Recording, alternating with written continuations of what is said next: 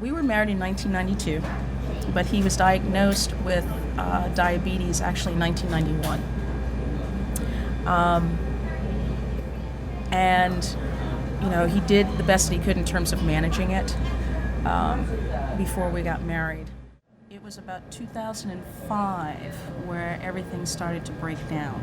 My husband was getting very sick to the point where he couldn't walk anymore. So he had to stop working. And then I had to take over and just totally provide for the family. And that was about 6 years ago. And so between 2005 and 2007 was our worst time because of the fact that he had, between that time, I think it was 14 strokes. And he was in and out of the hospital constantly for him going into the hospital. But not just that, the two operations that he had. That first operation we were really worried about because he could have died on the operating table.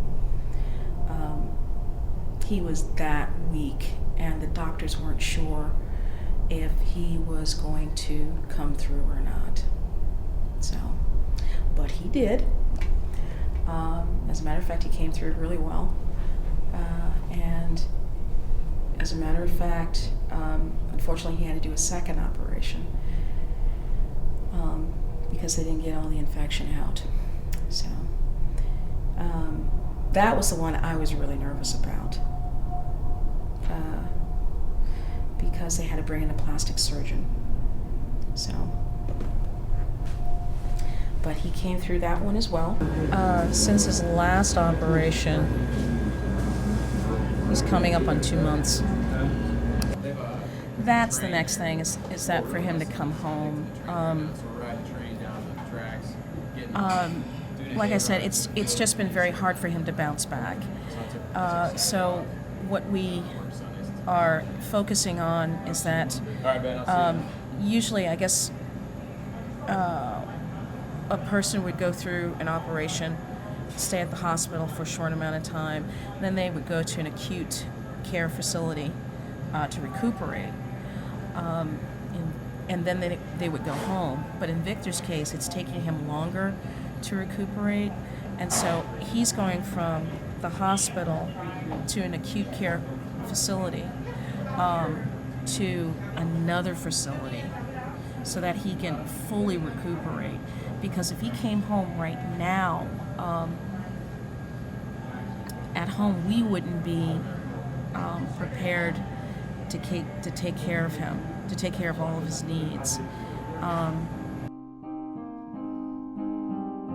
My daughter just told me, every time lightning strikes, it has the same intensity of heat from the sun. I was like, ooh. I think I've always liked rainstorms ever since I was a kid, because I remember whenever there was a storm back, I'm from Massachusetts, whenever there was a storm, I would always run to the living room window and just look out, and I wouldn't leave until it was over. So, and now that I come to think of it, my dad used to do that too, so I think I picked it up from him as well. So, and then the second song I wrote was Rainstorms, because when I first came here to Indiana, I was mesmerized by the rainstorms here. I've never heard thunderstorms like ones here. There was a thunderstorm when I first moved here that actually woke me up out of my sleep. And I usually do not wake up with thunderstorms, but it totally woke me up. And then you would just go outside. You wouldn't go outside. You'd look out the window and look at just the lightning, the power of the lightning. And I was just totally amazed. And then I would listen to different rainstorms here. And I wanted to try to create that same effect in the song. So, yeah.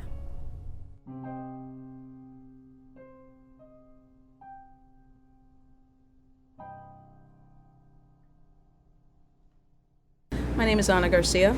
I'm a music educator and a musician. I play different instruments. There are times I just go in my room and, I'll just go play an instrument, or I'll just go bang on something, or I'll just go listen to different genres of music. And though I've gone through challenges in my life, the one thing I do appreciate about music is that it's just been a great release for me. Never ran to drugs, never ran to alcohol or things like that. I've just been able to either go talk with friends or go and play. And I've been very, very grateful for that. Because there are times I would talk with other people that have gone through similar situations, and the choices that they've made have really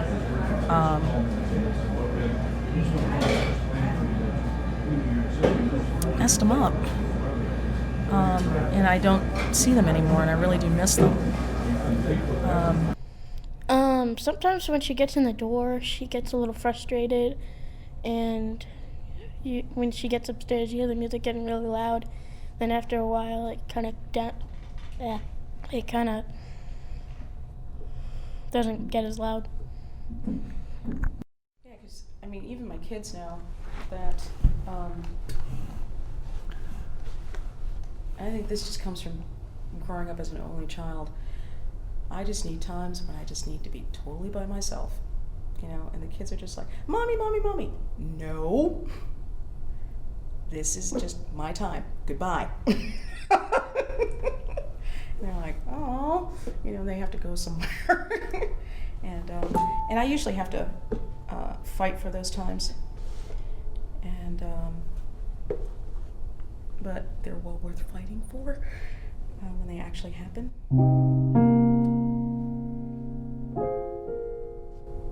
And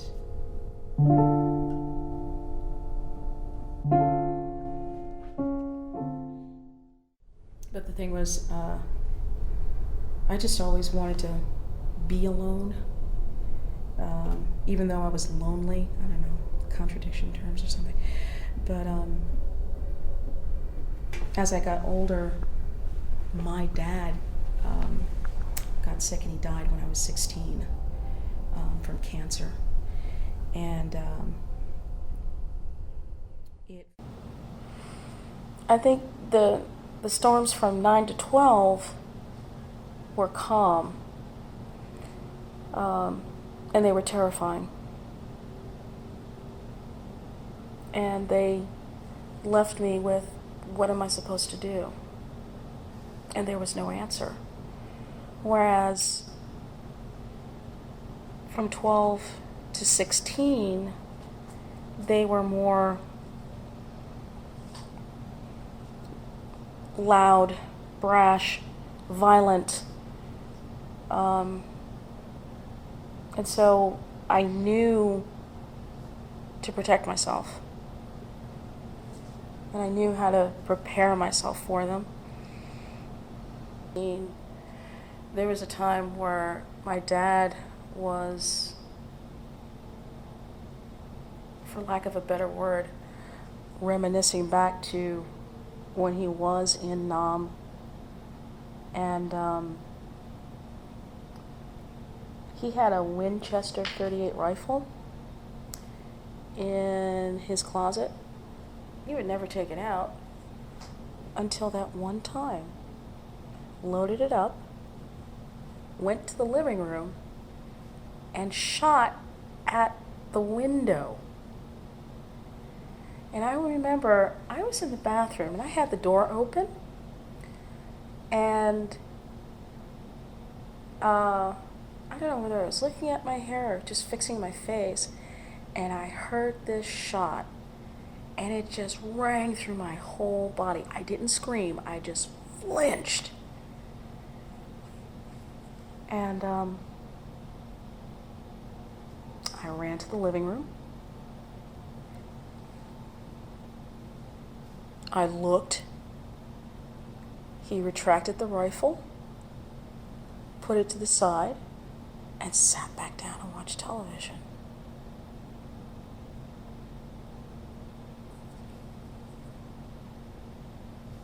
I was like, okay. There was this huge gaping hole where the bullet just penetrated through the wall, through the window, and out. And all I could do was just think about if anybody was on the other side.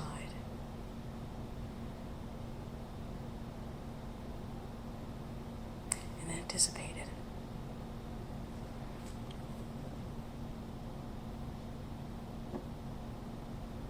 I never shared that story with anybody until now. And the reason why I didn't was, once again, didn't know what to do. Although my mother had to report these incidences.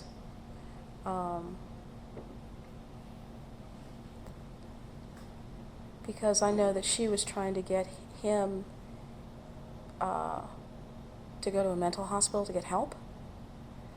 But the rule is the person has to go of their own free will. Same as it is today. The person has to go of their own free will. And I'm like, even if they shot a rifle, that's ridiculous. It's totally ridiculous. Because he's in danger of hurting himself and other people. But we had to find a way to get him into the hospital, into the VA hospital. Now he finally went. I don't know how my mother did it, but she did it. And so, from that point on until the time that he died, he remained in the hospital. At the time, teenagers 16 and under weren't allowed to go to the hospital. So I really wasn't able to see my dad while he was there. Up until he died. Yeah. I wasn't able to see him. So, but just glad that they softened that rule. I don't know when they did it, but I'm glad they did. Because it was a real strain, because I was closer to my dad. Well, obviously I was closer to my dad than I was my mom. So, not seeing him and being able to say goodbye the way I wanted to, at least, wasn't able to do that. I wouldn't even call it a good conversation. It was, Daddy, what are you trying to tell me? I couldn't figure him out.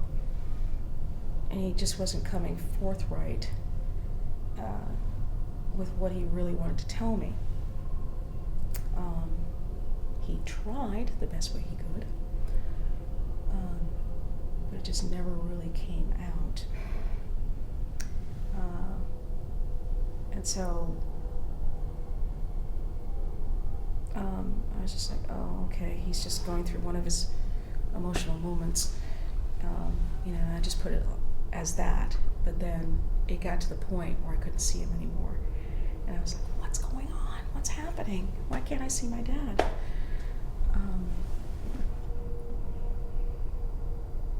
What was he trying